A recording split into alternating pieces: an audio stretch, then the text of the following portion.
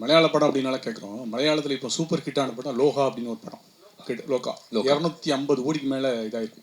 அதில் ஹைலைட்டான ஒரு விஷயம் அப்படின்னா இந்த கிளியே கிளியே அப்படின்னு ஒரு சாங் பூர்ணிமா மேடம் பாடினது. கிட்டத்தட்ட 42 வருஷம் கழித்து இன்னும் பேசப்படுது. அது காரணம் என்ன நினைக்கிங்க? உங்கள் படங்கள் ஒரு 42 வருஷம் கழிச்சு உங்கள் படங்களும் உங்கள் பாட்டும் அம்மா படம் மாதிரி அப்பா படம் மாதிரி பேசப்படுமா? அந்த பழைய பாட்டு அன்னைக்கு பேசப்படுறதுக்கு என்ன காரணம் நினைக்கிங்க? சார் ஃபஸ்ட்டு லான்ச் ஆகி 17 வருஷத்துக்கு அப்புறம் இன்னமும் என்னோட பாட்டு டாக்ஸி வந்து இருக்குது. அதுக்கே நான் வந்து ஒரு பெரிய பிளெஸ்ஸிங்காக எடுத்துக்கிறேன். ரேமான் சாருக்கு அதுக்கு ஒரு பெரிய தேங்க்ஸ். அதுக்கப்புறம் நம்மளோட பாட்டு இதெல்லாம் வந்து பேசப்படுமா இல்லைன்னு தெரில. 40 வருஷத்துக்கு அப்புறம் நம்ம இன்னும் இண்டஸ்ட்ரியில் வந்து ஒரு நல்ல நடிகர்னு ஒரு பேர் எடுத்தாலே ரொம்ப பெரிய விஷயமா நான் எதிர்பார்க்குறேன் நான். ஸோ அந்த பிளெஸ்ஸிங் எனக்கு கிடைச்சாலே நான் போதுன்னு பார்க்குறேன். நான் முன்னாடியே சொன்ன மாதிரி வெற்றி அப்படிங்கிறது நிறைய பெர்ஸ்பெக்டிவில் தீர்மானிக்கப்படுது.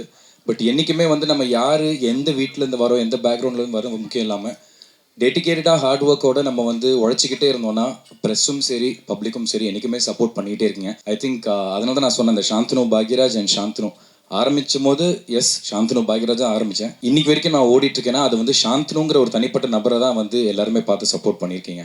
ஸோ அது வந்து இன்னும் நீடிக்கணும். நீங்கள் சொன்ன மாதிரி அது ஒரு பிளெஸிங்காகவே எடுத்துக்கிறேன். நீங்கள் சும்மா சொன்னீங்களா இல்லை ஆத்மாத்மா சொன்னீங்களான்னு தெரியல. 40 வருஷத்துக்கு அப்புறம் எனக்கு அது என்னோட பேர் இன்னும் நின்று எல்லாரும் என்னை பற்றி பேசினாங்கன்னா அது ஒரு பெரிய பிளெஸிங் தான் சார்.